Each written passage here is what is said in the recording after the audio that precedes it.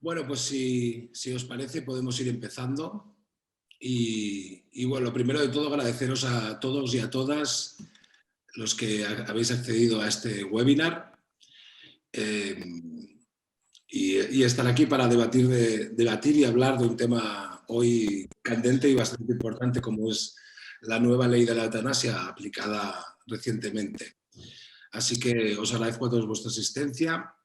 Y en este webinar, que es el segundo de una serie de 3 webinars que desde la editorial Escola de Vida hemos organizado, y son 3 webinars que están dedicados sobre todo a profundizar y debatir sobre la muerte y la atención al final de la vida, especialmente a la luz de los últimos acontecimientos vividos en nuestra sociedad a raíz de la pandemia a causa del COVID-19. Esta serie de webinars está organizada, como os decía, por la editorial y también en colaboración con la Fundación MetaHospice, con la Fundació Paleaclínic, con la Asociación de Dreta Morir Dignament Cataluña y con la Fundación por la Justicia. Como os decía, hoy vamos a dedicar este espacio a hablar de la eutanasia y de la ley aprobada recientemente que regula y legaliza por primera vez la eutanasia activa en España. Para hablar de este importante tema en relación con la muerte y también con la dignidad en el morir, contamos hoy con la presencia de Isabel Alonso Dávila, que es vicepresidenta de la Asociació del Dret a Morir Dignament de Cataluña. Buenas tardes, Isabel. Hola, buenas tardes. Y también contamos con José María Tomás y Tío, que es magistrado y presidente de la Fundación por la Justicia. Buenas tardes, José María. ¿Qué tal? Buenas tardes. Muchas gracias a los dos por asistir y compartir con nosotros esta sesión. Y bueno, yo soy Víctor López y soy el editor de la editorial Escola de Vida, que es un sello especializado en temas de conciencia y cognición, psicología analítica, antropología de la vida y la muerte, entre otros grandes temas. Y desde que empezamos, el objetivo de nuestra editorial siempre ha sido promover y difundir valores positivos y útiles para nuestros lectores, ¿no? Constructivos, a través de la publicación de libros especializados y de conocimiento de fondo y que nos lleven, bueno, a expandir un poco nuestro campo de visión y a profundizar en el desarrollo del ser humano. Y en este sentido, uno de los temas que más nos importan en nuestra editorial y es importante para nosotros difundirlo, es una visión renovada y más humana sobre la muerte y sobre el proceso de morir en nuestra sociedad hoy. De ahí que en 2018 decidimos publicar un libro, que es el libro de la muerte y el morir, que ya todos vosotros conoceréis, en colaboración con la Fundación MetaHospice y editado por Vicente Arráez y por Pau Miquel. Bueno, pues para entrar en este tema y expandir, ¿no? este conocimiento y esta nueva visión renovada y profunda sobre el proceso de morir y la muerte. Recordaros a todos que por el hecho de asistir al webinar tenéis un 10% de descuento en la compra del libro en nuestra página web. Os pongo los códigos por si alguno no lo tiene, aquí en el chat, y así los podéis coger de aquí también. Y bueno, como os decía, el libro de la muerte y morir es un libro que propone unos términos de referencia para reflexionar sobre la muerte y el morir hoy en nuestra sociedad, con la idea de aportar pues, elementos clave, ideas de autores referentes en la materia para poder elaborar nuevas reflexiones. Es por ello que también hemos querido, en este momento crucial y tan delicado que estamos viviendo como sociedad, ofrecer este ciclo de webinars con el objetivo de ampliar los contenidos del libro y actualizar y proponer una nueva conversación sobre la muerte y los distintos aspectos que la circundan, en la línea de seguir esta intención pedagógica de sensibilización en el ámbito de la muerte y poniendo especialmente el foco en los últimos acontecimientos vividos a lo largo del último año con la pandemia. El tema que tenemos hoy sobre la mesa es un tema importantísimo a la hora de pensar en qué temas íbamos a tratar en el webinar con Pau Miquel. Pues decidimos que la eutanasia y la nueva ley tenía que ser uno de ellos, ¿no? por su importancia en el ámbito de la humanización de la muerte en nuestra sociedad. Esta nueva ley pues, abre un debate, yo creo que muy extenso y muy amplio sobre la dignidad en el morir, sobre valores, derechos, responsabilidades, implicaciones, por parte de tantos actores en nuestra sociedad, desde instituciones y hospitales, profesionales sanitarios y, en definitiva, también las personas mismas a título individual que conformamos la sociedad, pues es un asunto fundamental que nos afecta a todos y a todas. Yo quisiera ahora, a modo de introducción, hacer algunos breves apuntes para enmarcarnos en la charla de hoy. Y decir que, bueno, hace aproximadamente 3 años se empezaron a presentar las primeras propuestas de ley en el Congreso de Diputados para generar un marco legal en nuestro país que permitiera regular la muerte digna, incluyéndose en esta la regulación de la eutanasia. Hoy España forma parte del reducido número de países que cuentan con una ley que permite solicitar la eutanasia, y el Sistema Nacional de Salud pues, irá incorporando progresivamente esta opción dentro de su cartera de servicios. En algunos foros, por otro lado, se ha criticado la falta de debate y la falta de reflexión sobre la eutanasia, que en algunos puntos ha estado distorsionada por una falta de claridad conceptual en algunos de los términos. O sea, hemos visto como en no pocas ocasiones se confunde, por ejemplo, sedación paliativa con eutanasia o con cuidados paliativos. Nosotros desde la editorial estamos interesados en la discusión de estos conceptos, en los conceptos de dignidad, de proceso de morir, de acompañamiento del profesional en toda esta materia, y así como revisar desde una perspectiva también histórica la relación del ser humano con su capacidad volitiva o de emancipación sobre su propia muerte, es decir, en qué medida el ser humano, mientras está vivo, puede decidir cómo y cuándo quiere vivir este proceso. Es por esto que desde la editorial pues ya contamos con expertos en el ámbito histórico y espiritual, pero también en el ámbito deontológico, ético y legal, como son los ejemplos de los capítulos de Vicente López Camps y José María Tomás Teó, que está hoy aquí presente con nosotros, para poder conseguir el objetivo que nos proponíamos, que es generar un marco conceptual y unos términos de referencia en base a la experiencia de personas referentes en diferentes ámbitos para enmarcar la muerte y el morir y poder reflexionar y discutir sobre este tema. En definitiva, pues hablar sobre la muerte para que deje de ser un tabú en nuestra sociedad y ampliar la comprensión sobre este asunto. El espacio que proponemos, entonces, pues de algún modo sigue el propósito del libro y lo amplía a una discusión compartida virtualmente, como es el caso hoy, sobre algunos de los contenidos que el libro propone, desde la reflexión conceptual, pero también en contacto con la realidad social, política y también médica que estamos viviendo actualmente. En el contexto de la pandemia, ciertamente, las numerosas muertes que esta ha causado han reivindicado, yo creo, la necesidad de clarificar algunos conceptos que todavía hoy son bastante confusos en una sociedad que ha vivido de espaldas a la muerte desde hace muchísimos años. Entonces esperamos que este marco sirva para mejorar esta comprensión y generar y contribuir a generar una sociedad de hombres y mujeres que puedan vivir con más conciencia, también en reflexión y en diálogo sobre la muerte. Entonces, como ya os he introducido antes, ya voy acabando para hablar hoy de la nueva ley de la eutanasia y todas sus implicaciones. Tenemos a Isabel Alonso Dávila, vicepresidenta de la Asociació Dret a Morir Dignament Catalunya, y a José María Tomás y Tío, a quien enseguida voy a ceder la palabra. José María es magistrado que ha desempeñado funciones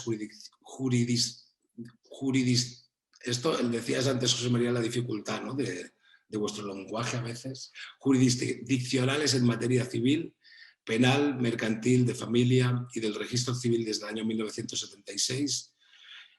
Ha sido profesor de Derecho Penal en la Universidad de Valencia, jefe de estudios de la Escuela de Práctica Jurídica del Colegio de Abogados de Valencia y, como os decía, presidente de la Fundación por la Justicia y también del Tribunal Internacional para la Aplicación de la Justicia Restaurativa en El Salvador.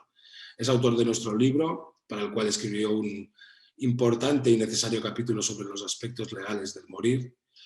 Y simplemente, José María, agradecerte que estás hoy aquí con nosotros y cederte la palabra para hablar sobre la eutanasia, la nueva ley y todas sus implicaciones. Gracias, José María.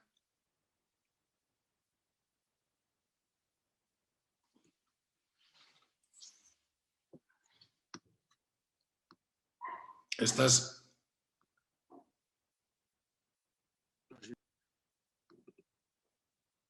No silenciar. Ahora, José María. Ahora sí, muy bien, muy bien. Bueno, pues buenas tardes.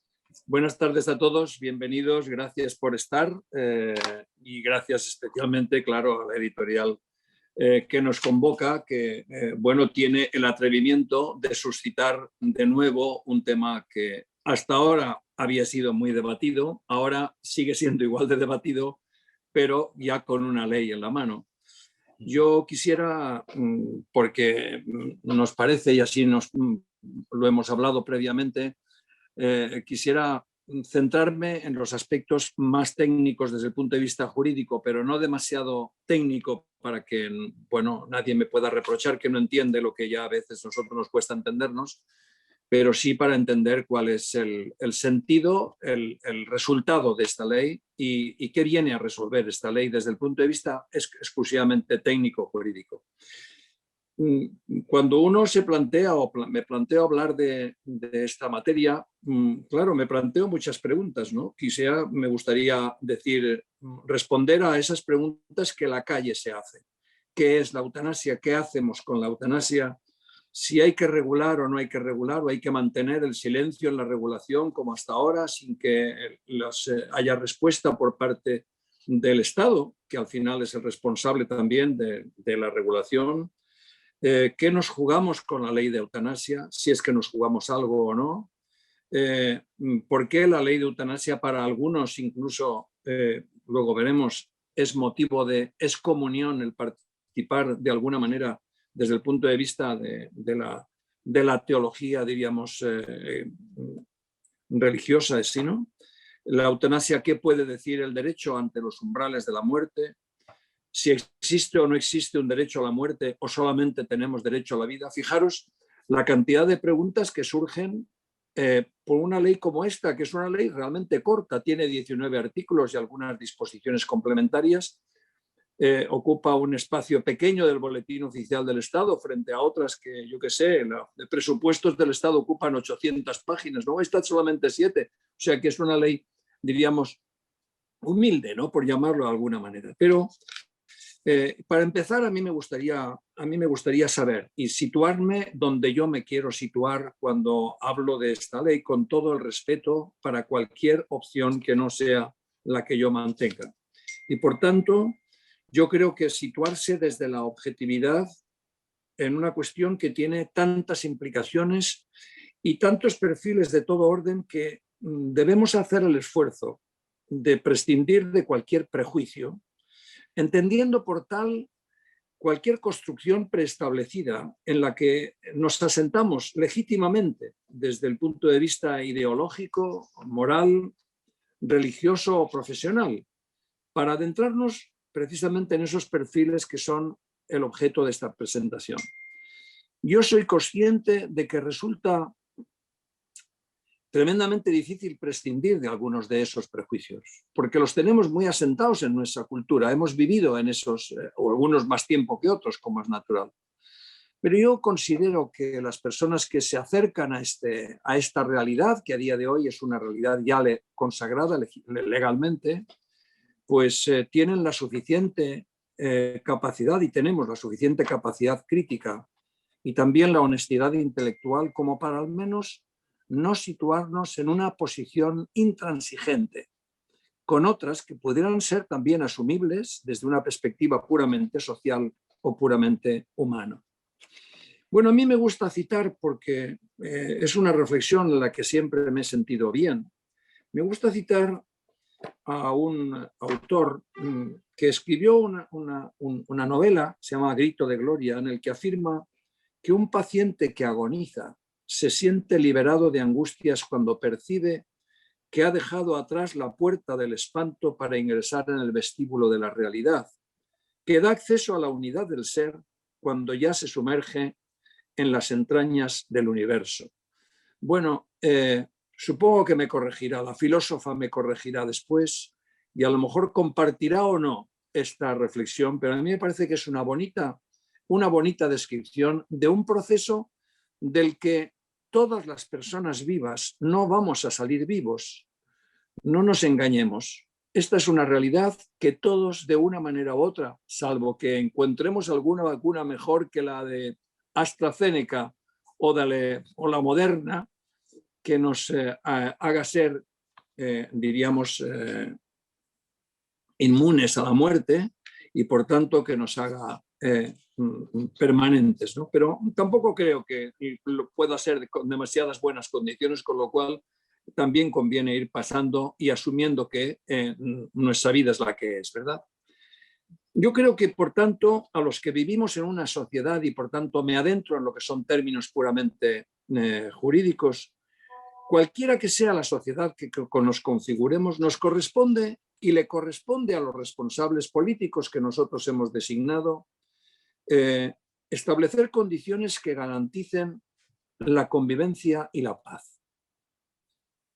Es, por tanto, ese objetivo el que cualquier legislador tiene que buscar para regular cualquier aspecto de la vida en la que un número mayor o menor de personas tienen y están viviendo o están sufriendo.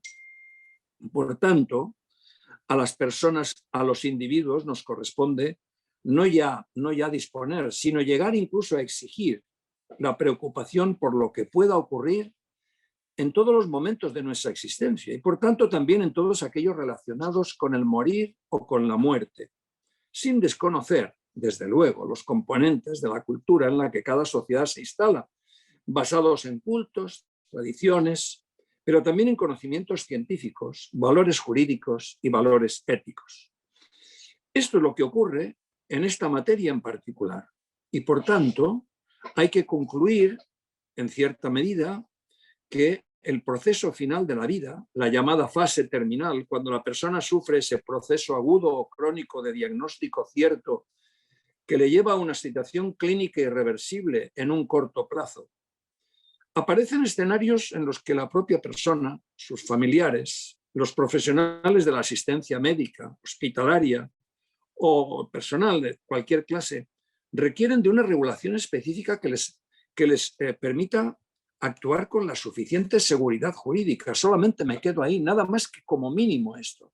¿Por qué? Porque lo contrario, el no disponer de esos instrumentos, lo que genera es justamente ansiedad, inquietud, toma de decisiones por quien no correspondía, etc. Por tanto, sin todo eso, como es natural, sin desconocer que el protagonista en esa fase terminal también es el paciente, que tiene derecho a controlar los síntomas molestos hasta donde sea posible, teniendo en cuenta que los cuidados de toda clase se fundan en que la muerte es un proceso natural, no es un fracaso de la medicina. Y la pregunta, por tanto, que surge para un jurista es qué puede decir al derecho en esos prolegómenos de la muerte o estertores de la vida. Vosotros sabéis, los que conocéis y estáis un poco habituados en este mundo, que hay un listado de derechos y compromisos asistenciales recogidos en múltiples instrumentos internacionales, muy particularmente en el Código de Ética y Deontología Médica, que se recoge en la Declaración de Venecia, pero también que existen atentados contra esos derechos de los ciudadanos del paciente que se encuentran en unas condiciones pues no suficientemente satisfactorias, que son la utilización de técnicas que se llaman el encarnizamiento terapéutico, que incluso se define como una tortura en ese código, en la Declaración de Venecia, o la inutilidad de pruebas diagnósticas o el manejo terapéutico, o actuar contra el consentimiento o obtener irregularmente el consentimiento de personas que no lo puedan dar, o llevar a cabo procedimientos experimentales para el entrenamiento del personal sanitario, o el morir sometido a síntomas insoportables, o prolongar el proceso de muerte contra la voluntad del enfermo terminal, o morir en el aislamiento social o en la degeneración, o morir bajo el temor de ser una carga social. Ya veis, existen cantidades, estos son todos atentados que se producen contra valores esenciales de la libertad y la dignidad de la persona que está en ese proceso terminal, pero sigue siendo el titular del derecho a seguir viviendo de la forma en que considere. Me viene ahora a la cabeza una frase de un personaje que es un personaje admirable, digo por mí admirable. Es un teólogo que acaba de fallecer a los 90 y tantos años, Hans King, uno de los teólogos más conocidos y reconocidos en la Iglesia Católica, fue asesor del Concilio Vaticano II, luego degradado como profesor de una universidad alemana por el anterior Papa, ¿verdad? Cuando era presidente, sí, yo creo que presidente de la no sé cómo se llama, la Conferencia de Doctrina de la Fe, no sé, ¿no? Este señor, que está considerado como uno de los mayores teólogos del siglo XX, escribió en el año 2016 en un libro esperanzador que se llama Una muerte feliz, y él escribía que su deseo era morir consciente y despedirse digna y humanamente de sus seres queridos, morir sin nostalgia ni dolor por la despedida, con completa conformidad, profunda satisfacción y paz interior. Y terminaba uno de sus capítulos diciendo, preguntándose, todos tenemos responsabilidad sobre nuestra vida. ¿Por qué hemos de renunciar a nuestra responsabilidad en la etapa final de nuestra vida? Bueno, me venía a cuento porque este señor, que con su carga cultural, moral, formativa, etcétera, era tan lúcido. En el año 2016 tenía 5 años menos que ahora y se ha muerto con 96 años. Así es que imaginaros la edad que tenía cuando se planteaba justamente este tipo de preguntas. Por tanto, y ahora entraría ya pues, en lo que es la legislación actual, ¿no? ¿Qué lugar ocupa la eutanasia en todo ese conjunto de atentados, de derechos y atentados a que me refiero? Bueno, tengo que empezar diciendo que desde mi punto de vista el nombre es inapropiado. Yo creo que la eutanasia no puede comprender todas las acciones que acaban produciendo la muerte, ni puede tener la misma consideración legal sin ninguna distinción, que a veces son difíciles de hacer, por la línea fina que se encuentra entre la atención a esa fase terminal. Y por tanto, no hay que tener miedo a las palabras y encontremos realmente Yo luego voy a proponer una manera diríamos, de identificar mejor, porque eutanasia en términos clásicos es el bien morir. Todo el mundo quiere bien morir, ¿no? Sin embargo, desde el punto de vista legal surgen muchas y muy variadas cuestiones que bajo el manto de la eutanasia se suscitan. Por ejemplo, ¿existe un derecho a la muerte o solo un derecho a la vida? Antes Hankins parece que se refería a eso. ¿Puede el Estado obligar a vivir a una persona en contra de su voluntad y sometida a tratamientos que considera indignos? Son preguntas que nos hacemos por esto, ¿eh? ¿Debe penalizarse o despenalizarse a las personas que ayudan a los enfermos terminales a morir dignamente de acuerdo con su voluntad? ¿Pueden los representantes legales solicitar la suspensión de tratamientos de sus representados cuando dicha suspensión produzca la muerte? No la suya, sino la de sus representados. ¿Es lo mismo solicitar que los enfermos terminales pidan la suspensión de tratamientos médicos cuando dicha suspensión produzca la muerte, que solicitar a los médicos que suministran fármacos para morir? La eutanasia requiere de una ley especial que solucione los conflictos, o estos deben seguir siendo judicializados y ser juzgados por los tribunales según principios generales del derecho que son tan evanescentes, tan difusos como su propia palabra dice. Pues estas y muchas preguntas nos surgen en el mundo jurídico.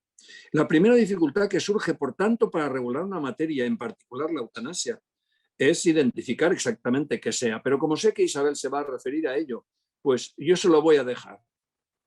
Lo que sí puedo decir es que, en cualquier caso, se ha distinguido modos de regularla, si es voluntaria, no es voluntaria, si es activa, si es pasiva, cuál es punible y cuál no, etcétera, ¿no?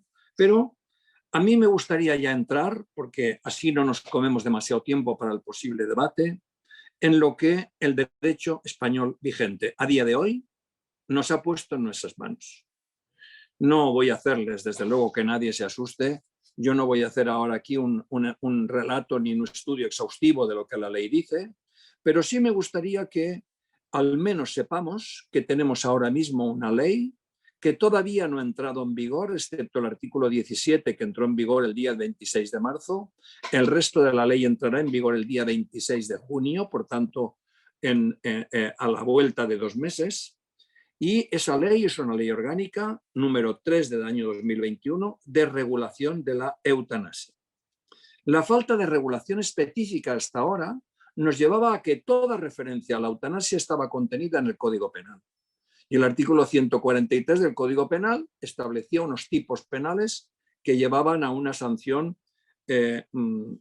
bastante severa de algunas conductas que ahora han quedado despenalizadas porque, como consecuencia de la ley de eutanasia, se han destipificado algunos de los tipos o de las conductas que se incluían en ese artículo 143.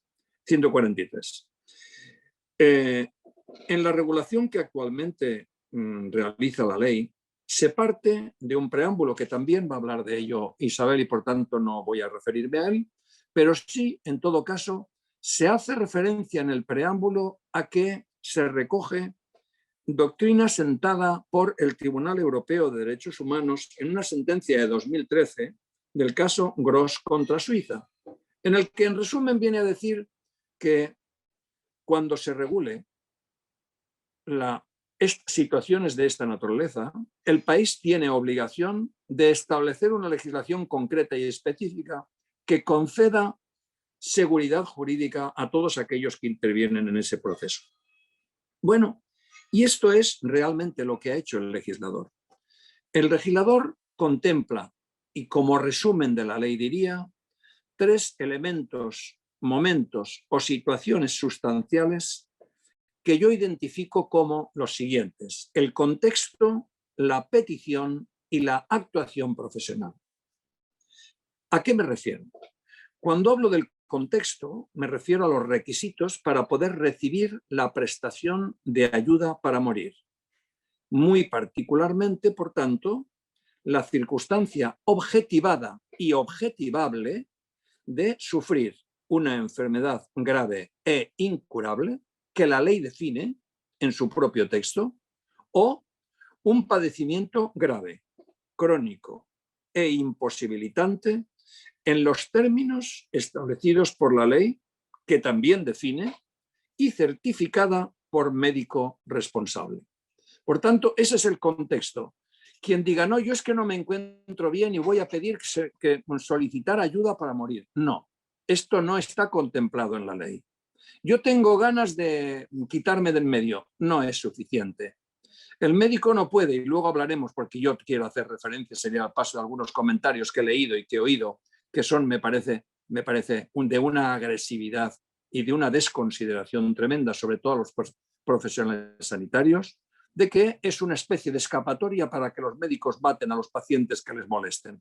Es que se ha oído, esas afirmaciones se han oído en el debate electoral, en la campaña electoral, en la preparación de la ley y en algunos foros discutibles desde el punto de vista solamente humano. Bien, segundo elemento esencialísimo, que es muy importante que la ley destaca, es la petición. No vale cualquier petición. Dice la ley, expresamente regula y condiciona que la petición tiene que hacerse por duplicado y por escrito, que además debe haber entre una y otra petición 15 días naturales entre medio como mínimo. Hay las excepciones de una persona que pudiera estar en riesgo más inminente de muerte, pero bueno, digo en términos generales, ¿verdad? Por tanto, esa petición tiene que estar además basada en el conocimiento personal sobre su proceso médico, después de una información adecuada por el equipo sanitario, firmado por el solicitante y siempre revocable hasta el último momento. Además, debe superarse un proceso deliberativo. Hacía tiempo que no había leído yo en una disposición legal una expresión como esta que me parece sugerente, pero además me parece de la máxima humanidad, en un momento como el que en este proceso se produce. Entre una y otra de las peticiones, el legislador obliga al médico responsable a disponer del tiempo necesario para establecer un proceso deliberativo con la persona del paciente. ¿Qué me sugiere esto?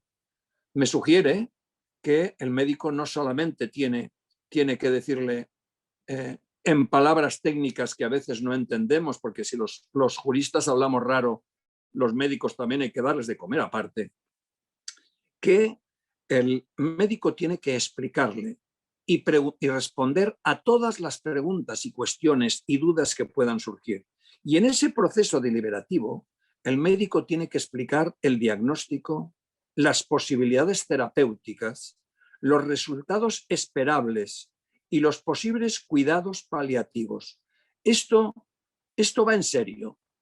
Quiero decir, no basta con un capricho, ni siquiera con un momento determinado en el que persona se encuentre desesperado por el dolor. No, debe saber cuáles son las alternativas, todas las alternativas y todas las posibilidades de cuidados, de posibilidades terapéuticas, de resultados que puedan derivarse de todo eso. Bien, pero aún es más, es que existe una segunda garantía.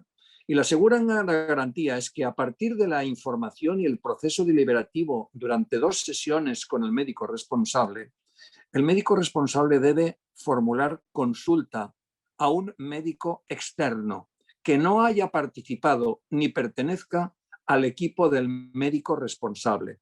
Es decir, es un elemento más de contraste para que efectivamente ese médico consultor descubra que todo lo que se le ha dado de información por escrito, que todo el proceso deliberativo e informativo es el correcto y que la situación esperable es la que es.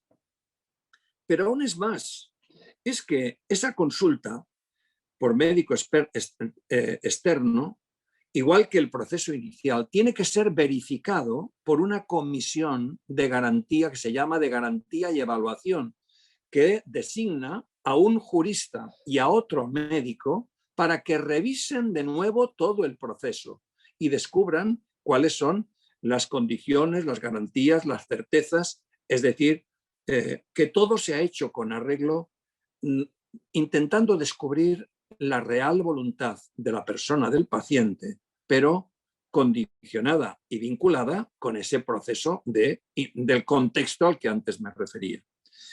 Finalmente, y el tercer bloque, hemos hablado del contexto, hablo de la petición y ahora de la actuación profesional. La actuación profesional está condicionada y concretada en un riguroso procedimiento seguido por el médico responsable, que me decía antes, que debe cumplir determinados requisitos médicos y formales que estén recogidos en la ley, en la que conste de modo fehaciente la decisión de continuar o no, o de revocar su consentimiento, y que debe existir, y el contenido del documento ha de ser firmado a presencia del profesional sanitario, verificado y contrastado, revisado por la comisión, y que puede, en el caso de que la comisión o cualquiera de ese proceso no lo admitan, puede ser incluso recurrido ante un tribunal, la jurisdicción contenciosa administrativa. Todo esto son filtros, garantías, frenos, pero también refuerzo de que existe todo el proceso, está supervisado y realizado con arreglo pues, a una serie de mecanismos que no facilitan de ninguna manera el que se haga tan a la ligera como algunos han querido plantear. Consecuencia de lo anterior es que naturalmente se ha modificado el Código Penal y algunas de las conductas se han destipificado, es decir, ya no son constitutivas de delito, ¿verdad? Yo creo que hasta aquí, no sé, Víctor, si te parece bien. Tengo algunos comentarios a los que salir, pero ya son comentarios de personas, algunas muy relevantes, que yo no voy a citar, pero sí que el comentario sí que tengo que destacarlo, pero yo creo que esto lo dejaríamos para una segunda parte o una segunda intervención, porque con esto creo que la idea de la exigencia de la ley sería suficiente. ¿Te parece? Me parece perfecto. Porque yo veo como, he visto que no sé por qué la gente se le ha quitado el vídeo y no les veo. A mí me gusta verlos porque veo la cara, pero seguramente es que han salido huyendo. Muchos de ellos habrán salido huyendo porque han dicho, menudo ladrillo que nos está soldando este señor. Bueno, en cualquier caso, si es clarificador me parece bien y si no es clarificador, pues estaremos a las preguntas que se quieran hacer, ¿verdad? Sí, al contrario, José María, a mí me ha parecido clarificador y muy lúcido todo y útil. De hecho, invito a todos los asistentes a que las preguntas que les vayan surgiendo las vayan anotando en el chat y nosotros las vamos recogiendo para después de la intervención de Isabel, pues leerlas, tanto preguntas como opiniones, lo que sea. Y en el espacio de debate, pues todo esto irá saliendo. Así que muchas gracias, José María. Y bueno, ahora pasamos el turno de palabra a Isabel Alonso Dávila, que es vicepresidenta, como os decía antes, de l'Associació del Dret a Morir Dignament de Catalunya. Y Isabel es licenciada en Historia por la Universidad de Granada. Como profesora y catedrática de Historia, ha ejercido la docencia en diversos institutos de Barcelona y en centros de acción educativa española en el exterior, en Argentina, en Italia, en Londres o en París, por ejemplo. Y es a raíz de esta actividad profesional que ha participado luego en distintos movimientos de renovación pedagógica, especialmente con temas relacionados con la inclusión de las mujeres en la historia enseñada. Es autora y coautora de diversos libros y publicaciones relacionadas con este tema y ha recibido el premio Emilia Pardo Bazán del Ministerio de Educación y también el premio 8 de març de l'Ajuntament de Barcelona. A lo largo de su dilatada trayectoria, Isabel, desde los finales del franquismo, ha defendido los derechos humanos y ha estado comprometida en favor del feminismo y de la recuperación de la voz de la mujer en la historia. Luego Isabel me contaba que a partir de su jubilación pues, comenzó a realizar voluntariado en la Asociación Dret a Morir Dignament, de la que fue presidenta entre el 2016 y el 2020 y ahora actualmente es su vicepresidenta. Su trabajo en este ámbito ha contribuido a la consecución de la nueva ley de la eutanasia de la que estamos hablando hoy. Isabel, te cedo la palabra y muchísimas gracias por estar aquí entre nosotros hoy. No, muchísimas gracias a vosotros por contar con la asociación, con Dret a Morir Dignament, y por compartir tarde y mesa con José María Tomás, que es un lujo. Bueno, yo lo primero que quería decir es que desde la asociación Dret a Morir Dignament, desde Derecho a Morir Dignamente, federal también, estamos muy contentos de que por fin, ¿no?, hicimos un cartel que ponía por fin ley de eutanasia. Porque como hemos estado siguiendo este proceso, yo desde que me incorporé, pero quiero recordar ahora que la asociación se fundó en 1984 y que, o sea, en 1983 Miguel Ángel Lerma, que era un joven profesor de matemáticas que había estado en Inglaterra y allí se había hecho miembro de la asociación que se llamaba en inglés Voluntary Euthanasia Society. Pues este joven profesor, cuando El País editó en un país dominical un largo artículo sobre la Asociación Francesa por el Derecho a Morir Dignamente, escribió una carta al país. En esta carta al país, diciendo que él quería fundar la Asociación Española y que se pusieran en contacto con él a través de una dirección postal que dejaba, pues 200 personas contestaron y esas 200 personas iniciaron la lucha por este nuevo derecho que ahora hemos conseguido, ¿no? O sea que han sido 38 años de historia. La verdad es que estamos muy contentos porque pensamos que con la ley de eutanasia hemos adquirido un nuevo derecho, una nueva libertad, y la comparamos en cuanto a derecho individual y libertad individual y también por lo que ha costado conseguir, porque hay algunos sectores de la población, sobre todo la jerarquía religiosa, no los creyentes. Me ha encantado que José María Tomás sacar a relucir la figura de Hans Küng, ¿no? Que realmente es un teólogo importantísimo y ha escrito otras cosas. Sabemos que dentro de la Iglesia en Cataluña hemos tenido al Pare Llimona y hemos tenido al franciscano Lluís Vila, que han hecho también otro tipo de declaraciones. Pero pensad, fijaros que estamos ante una nueva libertad individual y que nosotros relacionamos con lo que fue la consecución del derecho al divorcio o del derecho al aborto o la ley del matrimonio homosexual. ¿Y por qué? O el matrimonio igualitario, como queramos llamarla. ¿Por qué lo relacionamos con estas leyes que accedieron a nuevos derechos? Porque cuando no existían estas leyes, en realidad lo que se estaba era imponiendo a través de las leyes a toda la sociedad la visión de unas personas y de sus creencias. Por lo tanto, ahora tenemos una nueva libertad. Las personas creyentes contrarias a la eutanasia, evidentemente, la Conferencia Episcopal acaba de sacar un nuevo modelo de documento de voluntades anticipadas en que señala mucho que no quiere la eutanasia, por lo tanto las personas ahora somos más libres. Antes estábamos todos sujetos a la voluntad de algunos. Entonces, para hablar un poco de la ley y no irme por las ramas, que ya me estoy yendo, yo quería sacar algunas frases del preámbulo, como hemos hablado antes y como ha anunciado José María, y a partir de estas frases me he puesto el cronómetro para no pasarme, pues intentar un poco abrir el debate que luego haremos conjuntamente, ¿no? Entonces, la primera frase de la ley, los preámbulos, yo creo, como no soy muy especializada, como no estoy muy especializada en derecho, los preámbulos es lo que más nos gusta leer a los que no entendemos tanto, pero porque además suelen ser bonitos, de las leyes que nos parecen interesantes.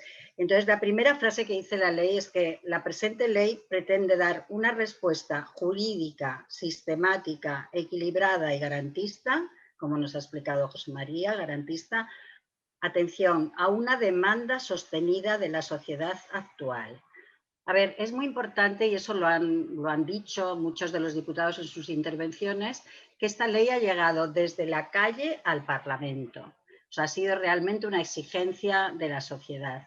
Entonces, aquí me gustaría decir, o sea, es verdad lo que decías, Víctor, antes, que en el 2017 se presentó la primera ley, pero bueno, tenemos un artículo publicado, Xavier Gol y yo, que nos dedicamos a recoger a través de las bibliotecas del Parlamento de Cataluña y la del Congreso de los Diputados, que además ahora está todo digitalizado, cuántas veces se habían planteado la posibilidad de legalizar la eutanasia.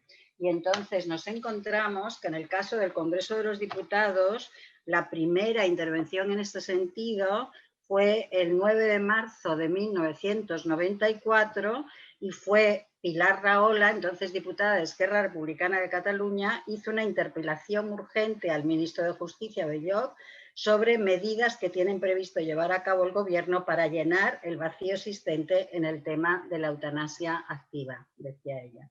Entonces, es muy importante recordar esta historia parlamentaria porque ha habido, yo he contado aquí en este artículo, 15 intentos previos, o sea, que realmente por eso hemos dicho por fin la ley de eutanasia, porque ha habido una serie de partidos políticos que han acompañado esta demanda social. Si nos fijamos en el año en que Pilar Rahola hace esa primera intervención, no me puedo extender ahora, pero está publicado en la revista de Treball Social, el número 210 de abril de 2017, y también en la revista de DMD tenemos recogido un artículo que recoge todo esto. ¿Por qué quiero decir esto? ¿Por qué señalo fecha 1994? Porque en 1993 Ramón Sampedro llamó a DMD. A ver, se hizo público el caso de Ramón Sampedro y aquí enlazo con la demanda sostenida de la sociedad.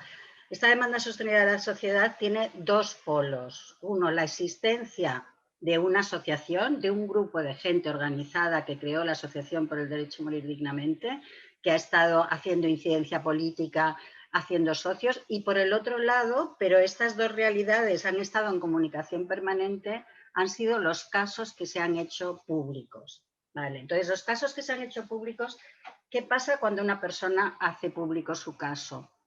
Que lo que nos planteamos como espectadores no es algo abstracto sobre si yo creo que debería haber ley de eutanasia o no, sino me planteo algo concreto sobre si esta persona tiene derecho a decidir no sobre su muerte, para mí es derecho a decidir sobre su vida hasta el final, ¿no? Porque si hablamos de derecho a morir, creo que adquiere como otro contenido que si decimos derecho a decidir mi propia vida hasta el final, porque el proceso de la muerte es el proceso final de la vida, ¿no? Y como decís en alguno de los artículos que publicáis en el libro, evidentemente para mucha gente además no es exactamente tampoco un proceso final. Entonces lo que hemos adquirido es un derecho a decidir sobre nuestra vida y en este camino nos han ayudado, y cito muy rápidamente y recojo la cronología, Ramón Sampedro, que murió en el 98. Ramón Sampedro llama a la asociación y dice: vosotros os llamáis derecho a morir dignamente, yo quiero que me ayudéis a morir dignamente. Mi vida carece de la dignidad que yo la quiero para ella y por lo tanto necesito ayuda.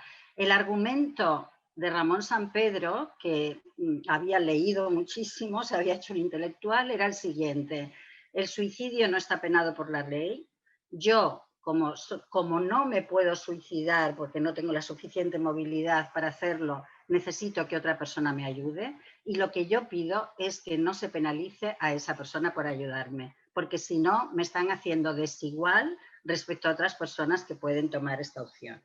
Bueno, el caso de Ramón Sampedro fue conocidísimo, se siguió en todas las televisiones, era un comunicador buenísimo, pero ha habido muchos otros. Inmaculada Echevarría, que sufrió encarnizamiento terapéutico, porque con la ley aprobada ya de autonomía del paciente en el 2002, sin embargo, Inmaculada Echevarría en el 2007 no le dejaban decidir sobre la retirada del respirador y hubo que trasladarla del Hospital de San Juan de Dios a un hospital público para acceder a un derecho que ya estaba reconocido. José María también ha hablado del problema de cuando se hacen demasiadas cosas y en contra de la voluntad de las personas y que se llama, bueno, encarnizamiento terapéutico.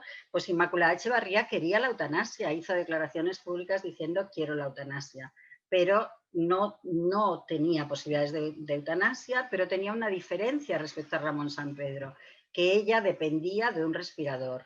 Y la ley de autonomía del paciente desde el 2002 permite que las personas decidamos sobre nuestro propio cuerpo. Quedaba una anomalía que era en este final de vida, que ahora sí que se cumple de verdad todas las condiciones para la ley de autonomía del paciente. Más rápidamente, Madeleine Zeta hizo Carlos Santos, 2010, Antonio Aramayona, José Antonio Arrabal en el 2017 y María José Carrasco en el 2019, ayudada por su marido Ángel Hernández. ¿Qué supuso el caso de María José Carrasco? Que por primera vez la persona que ayudaba a morir salía también en el vídeo. En las otras siempre graban un vídeo estas personas, precisamente para que si el caso llega a juicio, la persona pueda demostrar que lo hizo él solo, etcétera. Entonces, estos vídeos muchas veces nos hacen públicos. José Antonio Arrabal pidió que se hiciera público como un acto de militancia. Todas estas personas eran socios y socias de nuestra asociación, se acercaron a la asociación por los problemas que tenían. Y María José Carrasco y Ángel Hernández sigue siendo socio de DMD y su mujer María José Carrasco también lo era. Ha sido el último caso que nos ha llegado a todo el mundo y de hecho, por ejemplo, os puedo decir que fue este caso lo que hizo que el Parlamento de Cataluña se pusiera de nuevo a enviar la petición que había hecho al Congreso de los Diputados de despenalización, como diciendo esto ya no se puede aguantar más, hay que solucionar este vacío, este problema, esta penalización que no deja a la gente muy enferma. José María nos ha explicado cuáles son las dos condiciones de lo que llama la ley el contexto eutanásico. O sea, no es yo, mira, esta mañana me levanté y pensé que ya no quería vivir más, no, es otra cosa. Entonces, por citar ya los dos últimos nombres, Maribel Tellaeche, enferma de Alzheimer, que tenía hecho su testamento vital, y Antoni Monguilot en el 2019, que tenía Parkinson, hizo una llamada a través de los medios de comunicación. Bueno, entonces está claro que esta ley ha venido porque, como dice el propio preámbulo, ha habido una demanda sostenida de la sociedad actual. Otra cosa muy interesante de la ley es la definición de eutanasia que da, porque con esta definición de eutanasia que da la ley, que era la segunda cosa que quería plantear, se acaba toda la idea de eutanasia pasiva, eutanasia involuntaria. La eutanasia no tiene adjetivos. El Comité de Bioética de Cataluña ya hizo una publicación en el año 2007 que se llamaba Informe sobre la eutanasia y la ayuda al suicidio, y bueno, tengo por aquí delante, exactamente así se llamaba, y allí ya daba una serie de definiciones. No os leo la del Comité de Bioética de Cataluña, porque además la de la ley es suficientemente clara, pero sí que os leo la de la ley, y dice: se entiende por esta, es decir, por eutanasia, la actuación que produce la muerte de una persona de forma directa e intencionada. Por lo tanto, no hay eutanasia involuntaria, son dos términos que se rechazan, o sea, porque tiene que ser, es provocar la muerte, produce la muerte de una persona de forma directa e intencionada mediante una relación causa-efecto única e inmediata. A ver, ¿qué quiere decir esto? Que si hacemos una sedación paliativa profunda porque la persona está sufriendo mucho, la relación de causa-efecto no es la muerte de la persona. La relación de causa-efecto en una sedación profunda es eliminar el dolor de esa persona. Por lo tanto, el producto que se utiliza para una sedación profunda son mórficos. No soy médica, pero he aprendido algo en DMD y quizás si me equivoco, luego mis compañeras y compañeros me pueden corregir. El producto que se utiliza para hacer una eutanasia es un producto que para el corazón, no disminuye el nivel de conciencia, para el corazón. Por lo tanto, se acabó la idea de hablar de eutanasia involuntaria. Dice, a petición, por una relación causa-efecto única e inmediata, a petición informada, expresa y reiterada en el tiempo por dicha persona, que nos lo ha explicado muy bien José María, y que se lleva a cabo en un contexto de sufrimiento debido a una enfermedad o padecimiento incurable que la persona experimenta como inaceptable. Es muy importante que dice que la persona experimenta como inaceptable. A DMD nos llegan personas que tienen a los familiares en situaciones de procesos de muerte y que alguien del personal sanitario le ha dicho que no se ahoga todavía lo suficiente para hacer una sedación. A ver, quien tiene que decir, y esto lo ha señalado también muy bien José María, quien tiene que decir si se ahoga lo suficiente, si el dolor es insoportable, es la propia persona. El centro tiene que estar en la persona y en los derechos de la persona, y esto es así desde el 2002, desde la Ley de Autonomía del Paciente. Y dice, y que no pudo ser mitigado por otros medios, que aquí entraría la información sobre los paliativos. Todo esto lo ha explicado ya José María antes. Entonces, con esta definición de eutanasia, la eutanasia siempre es voluntaria, ¿vale? Siempre es activa, por lo tanto no hay eutanasia involuntaria. Si el paciente no la pide, no es eutanasia, sería un homicidio por compasión, y esto tiene que seguir siendo penalizado por la ley, quizás quitándole agravantes, pero no es eutanasia. Y tampoco hay pasiva, inactiva o indirecta, porque la omisión de tratamientos no es eutanasia, sería la adecuación del esfuerzo terapéutico a la situación del enfermo y a la voluntad del enfermo, porque para cualquier actuación médica, y esto es muy importante señalarlo, esto lo tenemos desde el 2002, incluso desde la ley del 86, pero no me voy a alargar ahora con esto, para cualquier actuación médica tenemos que firmar un consentimiento informado. Y si no lo firmamos, no nos pueden hacer esa actuación médica. Por lo tanto, retirar un tratamiento, somos nosotros los que decidimos sobre nuestro propio cuerpo. Los profesionales saben mucho más que nosotros y nos tienen que informar muy bien, de manera comprensible. Pero esa firmita que ponemos en un papel cuando nos van a sacar una muela o cuando vamos a hacernos una radiografía, ese consentimiento informado nos está diciendo que somos nosotros los que decidimos sobre nuestro cuerpo, una vez que nos han informado muy bien. Se llama consentimiento informado. Si yo no firmo el consentimiento, por lo tanto, eso no es eutanasia pasiva. Eso es que yo renuncio a un tratamiento, que yo decido sobre la situación. Vale, la siguiente cosa que quería decir es la opinión de la ciudadanía, que es otra de las cosas de las que habla la ley. La opinión de la ciudadanía, desde que ha sido preguntada por el CIS, siempre ha sido favorable a la eutanasia. Pero además es que si vemos que, como hoy no ponemos PowerPoint, porque si no es muy fácil ver la curva desde las primeras veces que se preguntó, relacionadas con el caso de Ramón anterior, en el 80 y pico, a la ciudadanía ya salía mayoritariamente que sí, pero salía como un 56%. La última encuesta, el CIS hace muchísimo que no pregunta, la última encuesta la hizo Metroscopia en el año 2019, coincidiendo con el caso de Ángel Hernández y María José Carrasco. En esta encuesta salía que el 87% de la población era favorable a la legalización de la eutanasia. Solo un 8% decían que no.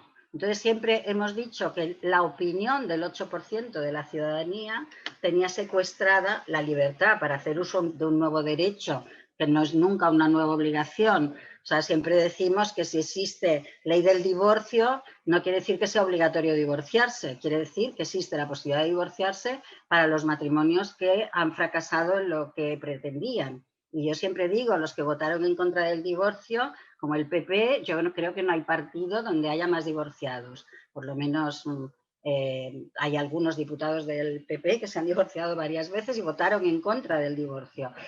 Lo mismo, si existe ley del aborto, no quiere decir que todas las mujeres embarazadas tengan que abortar, sino que abortarán las mujeres que decidan hacerlo. Si existe la ley del matrimonio homosexual, no quiere decir que tengamos que romper nuestros matrimonios heterosexuales y que sea obligatorio casarse con una persona del mismo sexo, sino que quiere decir que tenemos derecho a optar por casarnos con una persona del mismo sexo. Lo mismo pasa con el derecho a la eutanasia. Un derecho no es una obligación, ¿vale? Un derecho es un derecho y de hecho sabemos que en los países donde la eutanasia está legalizada hace más tiempo, como Bélgica y Holanda, entre el 2% de Bélgica y el 4% de Holanda de las muertes son por eutanasia. O sea, el 98% de las personas en Bélgica mueren de forma sin utilizar la eutanasia y el 94% en Holanda. Es decir, que es una opción minoritaria que seguramente está asociada a procesos de muerte determinados con mucho dolor, también a una visión del mundo de personas que se sienten muy autónomas,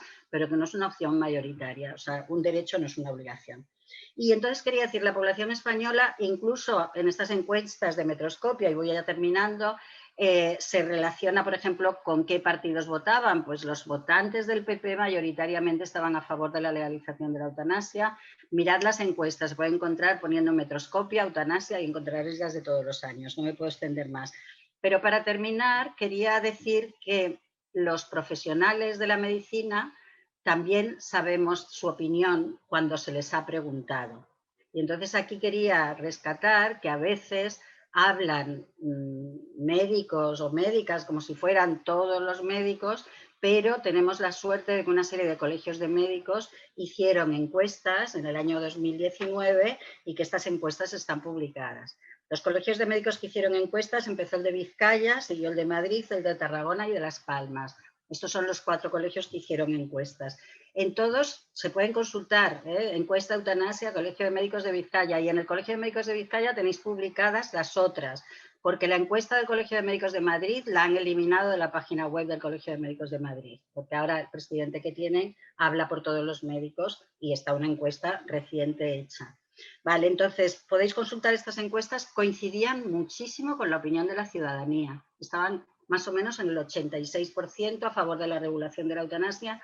Y una cosa muy importante, recuerdo de la del Colegio de Médicos de Vizcaya, es que se les preguntaba también, en todas, se les preguntaba también sobre si objetarían, si harían objeción de conciencia a un derecho que reconoce la ley de eutanasia, que los profesionales sanitarios pueden objetar y no practicar eutanasias. El 60% decían que no harían objeción de conciencia. Pero la última, ya estoy en 21 minutos y por lo tanto ya sí que acabo, son los datos de una encuesta que ha hecho el Departamento de Salud de la Generalitat de Cataluña, precisamente para saber ahora el despliegue de la ley es por comunidades autónomas y entonces lo que más conocemos desde aquí, desde DEM de Cataluña, es lo que está haciendo el Departamento de Salud de la Generalitat, que se ha puesto a trabajar y entre muchas otras acciones, la creación de un grupo de trabajo para el despliegue de la ley, ha hecho una encuesta a los profesionales a través de los colegios profesionales y la ha dirigido al Colegio de Médicos, al Colegio de Psicólogos, al Colegio de Trabajadores Sociales, al Colegio de Enfermeras y Enfermeros. Más de 15.000 profesionales sanitarios relacionados con el mundo de la salud ha contestado y el 91% de los profesionales sanitarios da apoyo al reconocimiento y la regulación del derecho a la eutanasia. Y en el caso de esta encuesta que se ha hecho en Cataluña, un 11,4% afirmó que ejercitará la objeción de conciencia cuando entre en vigor la ley. Es decir, que necesitamos no hablar en general cuando no sabemos y que está muy bien que colegios de médicos, de administraciones hagan encuestas para que sepamos de verdad qué opinan también los sanitarios. Gracias. Yo ya lo dejo ahora para el debate, las cosas que haya. Gracias, muchas gracias, Isabel. Gracias. Pues sí, ya la gente, las personas asistentes ya están escribiendo varias preguntas en el chat y si queréis podemos ir lanzando las primeras. Una participante dice, ¿qué es lo que ha cambiado a nivel de Código Civil? Y tiene la duda de si una persona ayuda a otra a morir, ¿esto sigue estando penado? José María, si te tienes que activar el audio, ahí. Ya, muy bien, muy bien. Muy bien. La pregunta, seguramente hay un error en la escritura, porque lo único que ha cambiado en la legislación específica que penaba era el Código Penal. El Código Penal establecía la sanción penal de todas aquellas conductas que prácticamente de auxilio al suicidio. Y por tanto pudieran ser o no metidas como concepto dentro de la eutanasia. El Código Penal anterior decía que castigaba la inducción al suicidio, la cooperación simple y la cooperación que llegara a ejecutar la muerte. La eutanasia activa de un modo atenuado, que la bajaba un grado, y se reducía igualmente la pena respecto del homicidio consentido, penándola con un grado inferior a cómo se sanciona el homicidio en el artículo 138. Por tanto, ¿qué quedaba exento de pena en el anterior Código Penal? Pues las omisiones de auxilio o tratamiento que no fueran susceptibles de ser calificadas como causa o como cooperación activa, siempre que mediara los requisitos de la enfermedad y la petición del paciente. Eso estaba fuera del Código Penal. Y la llamada eutanasia voluntaria, pasiva o indirecta, que también estaba fuera del Código Penal. ¿Qué ha hecho el Código Penal actual? Pues la modificación del Código Penal ha modificado dos apartados del artículo 143 y expresamente ahora se sanciona como conducta punible y por tanto sancionada penalmente al que causa o coopera activamente con actos necesarios y directos a la muerte de una persona que sufriera un padecimiento grave, crónico e imposibilitante o una enfermedad grave e incurable con sufrimientos físicos o psíquicos constantes por la expresa, seria e inequívoca decisión de esta, es castigado. ¿Por qué? Siempre que no intervenga el procedimiento previsto de ese proceso médico asistencial informativo deliberativo con el médico. Por tanto, se mantiene la sanción del suicidio, diríamos, de la ayuda a la cooperación no asistida o no regulada dentro de las previsiones que la ley tiene.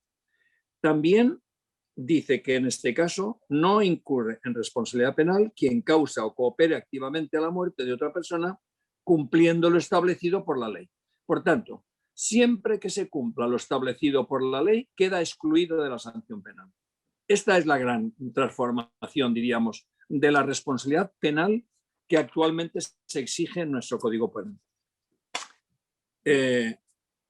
Todo lo demás, por tanto, los requisitos a los que antes yo me refería, la ley los expresa, diríamos, más concretamente, pero yo creo que ahora mismo no es el momento de hacer una exégesis del tipo penal, sino sencillamente decir, cumpliendo las exigencias, presupuestos y exigencias que la ley actualmente tiene, no hay sanción penal posible. Está exenta de responsabilidad penal. ¿Vale? Por tanto, esa sería, yo creo que la cuestión a mí me parece más clara. No sé si ha quedado clara la cuestión y si hay alguna pregunta sobre esta materia, porque hay otras cuestiones que sí que se podíamos sacar que no tengan que ver. Yo quería decir sobre esto que nuestra asociación ha tenido un papel en este punto de la ley, en esta modificación, porque el artículo 143.4 del Código Penal se puso por el caso Ramón Sampedro, es decir, para rebajar las penas cuando la persona que ayudaba lo hacía a petición expresa, cuando había lo que nos ha leído ahora José María. Y la primera opción que tomó el texto de esta ley de eutanasia era eliminar ese artículo, sustituir el 143.4 y poner sobre él, o sea, quitar el 143.4 y poner sobre él lo que nos ha dicho José María ahora, que está en el artículo 143.5.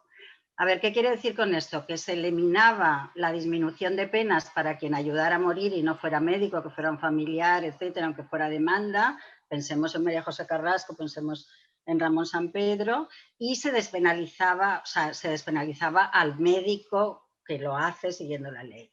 Vale, entonces, ¿qué ha pasado ahora? Que nos dimos cuenta y como asociación pedimos que no se anulara el 143.4, sino que se añadiera un punto 5 que despenalizara para la ley. Porque, ¿qué pasaría? Por ejemplo, ahora habrá mucha gente, o sea, que entre dentro de la ley, que tenga cultura, información, todo, y lo haga súper bien. Por ejemplo, hubo un caso en Zaragoza de un chico que fue condenado a 2 años sin entrar en prisión porque ayudó a morir a su madre, que se lo pedía desesperadamente, y fue él mismo el que después llamó a la policía, pero bueno, lo hizo mal, digamos, o sea, lo hizo, hubiera sido más penalizado, ¿no? Entonces, atendiendo a esos casos de personas que lo hagan fuera de la ley, nosotros hemos pedido que continuara la disminución de penas para aquellas personas que lo hagan, si la persona lo demanda. Imaginemos que ayudamos a nuestro marido, a nuestra mujer, a nuestro amigo que nos está pidiendo desesperadamente. Bueno, pues que haya penas, pero que sean menores a si no hay petición y yo decido por la otra persona, ¿no? Entonces ahora lo fundamental es que si eres médico y lo haces según la ley no te va a pasar nada, pero cualquier persona que no sea médico, por ejemplo, no podrá ayudar a nadie a morir, porque bueno, será castigado si le descubren, ¿no? Bien, hago otra pregunta, la leo textualmente de otro participante que en el chat. Dice así, en algunos artículos se hace referencia al concepto sedación paliativa por sufrimiento existencial, entendiendo la diferencia de la causa-efecto de la sustancia administrada, también explicada antes por Isabel Alonso. Entonces pregunta, ¿qué diferencia habría en términos de la voluntad del paciente que quiere acabar con el sufrimiento a unas sabiendas que también acabará con su vida? No sé, José María, si quieres contestar tú o quieres que... No, no he entendido muy bien la pregunta. No sé si he entendido, quiero decir, no sé si he entendido bien la pregunta. Es muy importante saber que la definición de los dos, lo que yo llamaba el contexto, es decir, de las dos situaciones objetivas y objetivables que la ley establece como presupuestos necesarios para pedir la ayuda, etcétera, para la facilitación de medios para morir, están definidos expresamente en la ley. Yo creo que están definidos. Costó tanto matizar algunas de las expresiones que la ley dice que yo me voy a permitir solamente, diríamos, leer las dos definiciones que la ley contiene, porque son las que hay que ajustarse. Por tanto, ¿qué entiende la ley por el padecimiento grave, crónico e imposibilitante? Eso es uno. ¿Y qué entiende la ley por enfermedad grave e incurable? Que son los dos supuestos. Por la primera, padecimiento grave, crónico e imposibilitante, dice la ley, es la situación que hace referencia a limitaciones que inciden directamente sobre la autonomía física y actividades de la vida diaria, de manera que no permite valerse por sí mismo, así como sobre la capacidad de expresión y relación, y que llevan asociado un sufrimiento físico o psíquico constante e intolerable para quien lo padece. Antes he referido muy bien, Isabel, a esto que es clave, me parece, esta cuestión, que la tiene que decidir el paciente, existiendo seguridad o gran probabilidad de que tales limitaciones vayan a persistir en el tiempo sin posibilidad de curación o mejora apreciable. Esta es la definición que la ley tiene respecto del primero, padecimiento grave, crónico e imposibilitante. Y una segunda, que tiene que ver seguramente por ahí va la pregunta, por si es indefinido.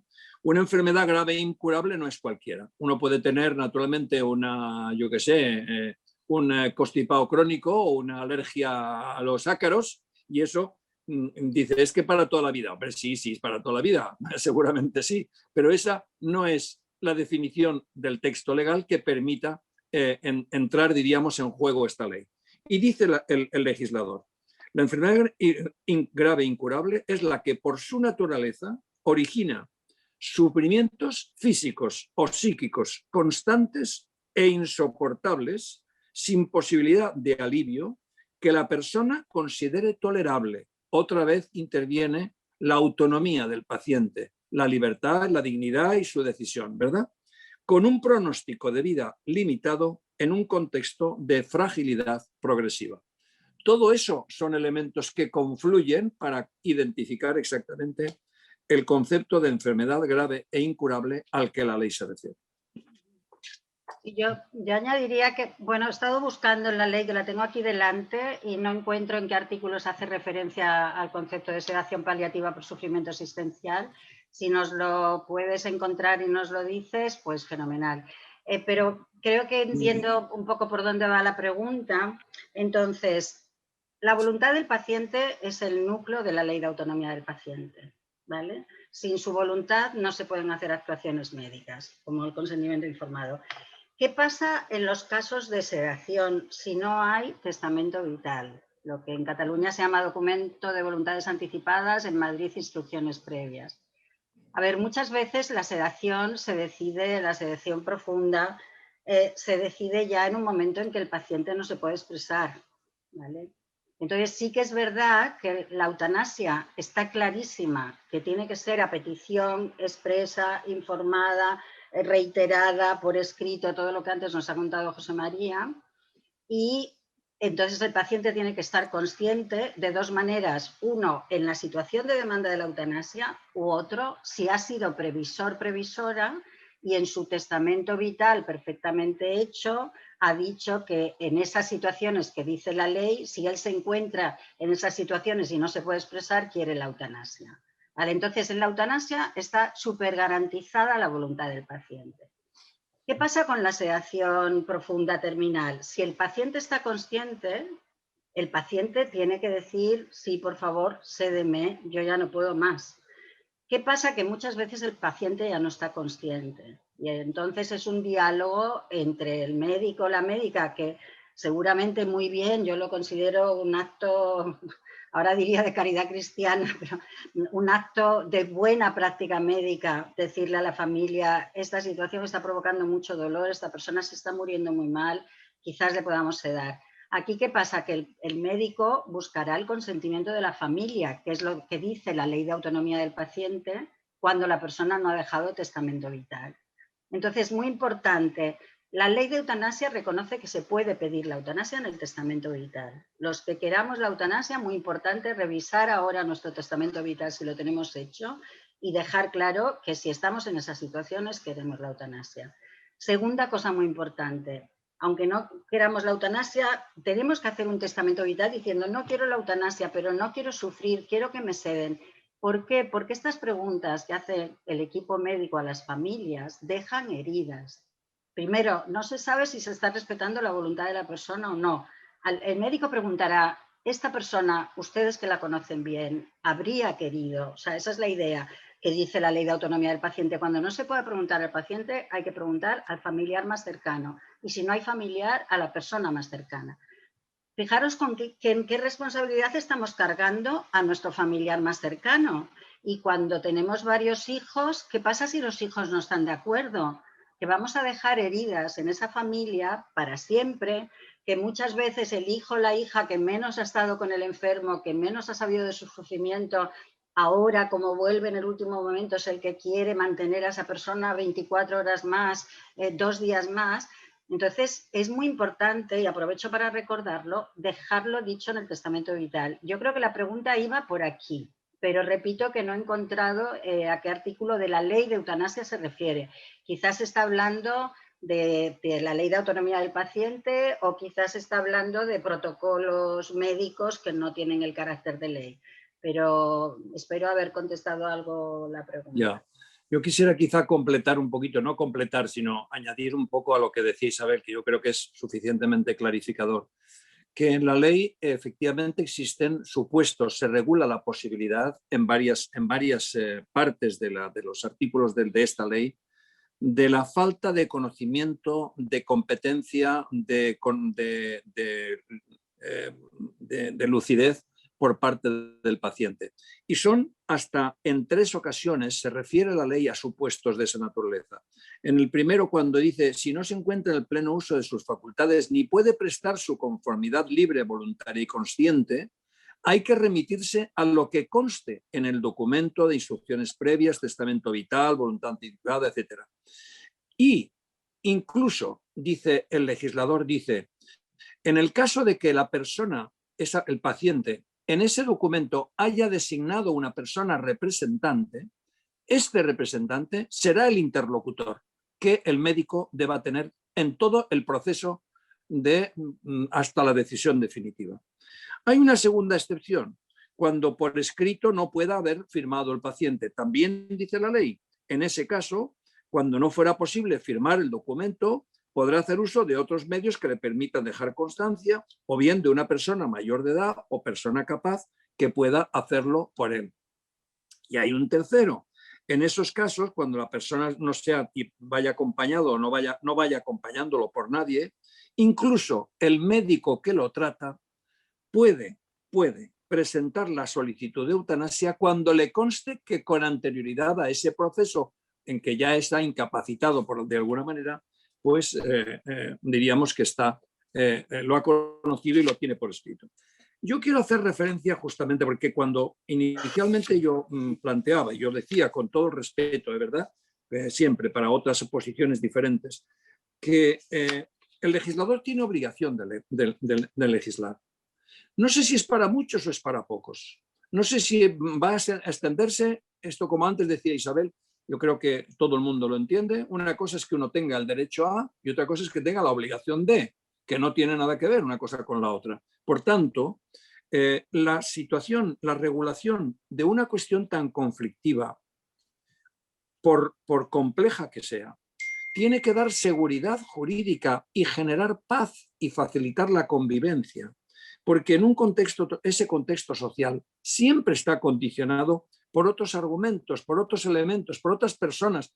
Un poco los ejemplos que ponía Isabel yo creo que son claros. Por tanto, y partiendo de ese respeto máximo a todas las posiciones diferentes, regular una situación que afecta a alguien en un determinado estado, en un contexto social y, por tanto, en un estado de derecho, favorece, en primer lugar, la posición del enfermo, en tanto que da solución a situaciones insostenibles que no le obligan, pero que le otorgan una alternativa. En segundo, favorece repercusiones familiares. Es muy habitual generar conflicto por posiciones ideológicas, culturales, éticas, yo qué sé, caritativas, como se quiera llamar. Y favorecer eso significa impedir toma de decisiones que no le corresponden a personas que a lo mejor no son las personas que han tenido más vinculación con el paciente a lo largo de su vida y conocen cuál puede haber sido su voluntad. Pero es que además favorece el sistema de salud y sobre todo a los responsables de la atención médico-sanitaria, que en ocasiones se les libera de responsabilidades en situaciones que son difíciles de valorar personalmente. Y por tanto, cuando se pueden encontrar criterios diferentes para paliar el sufrimiento, para evitar no sé qué, pero son problemas que ¿por qué tiene que asumir el profesional respecto de una tercera persona? Porque hemos prescindido del valor esencial que tiene el paciente. Y por último, yo creo que favorece a la sociedad. Favorece a la sociedad en cuanto que regula una situación que en mayor o menor medida, en mayor o mayor número de personas, tiene que tener en cuenta que es un derecho al que tiene que dar, o una situación a la que tiene que dar respuesta.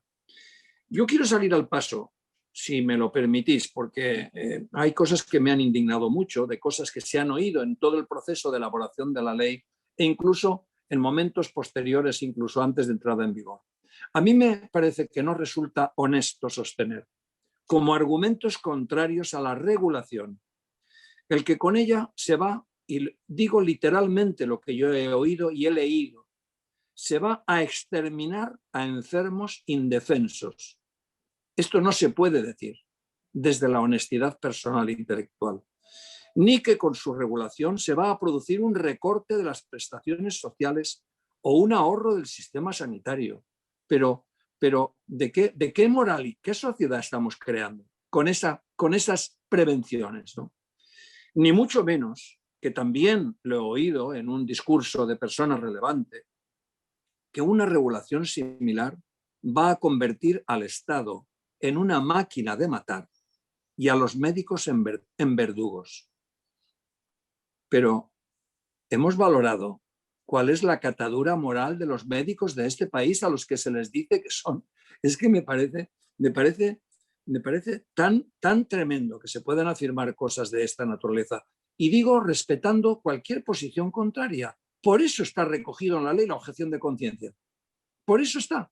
Y está recogido en unos términos incluso superiores a los que el Colegio de Médicos tiene regulados. Porque el Colegio de Médicos yo sé que tiene un listado de personas, la objeción de conciencia, etc. Aquí el Sistema Nacional de Salud, con garantía absoluta de confidencialidad y sometida a la protección de datos de carácter personal, que vulnerarlos supone una grave infracción con graves sanciones que se puedan derivar, regula la posibilidad de una posición diferente. Yo, como decía en un discurso que leí cuando vino Pepe Mújica, que le dimos el año pasado un premio, decía, al final de todos sus discursos siempre decía, no quiero que piensen como yo, pero quiero que piensen. Bueno, esta es un poco la cuestión.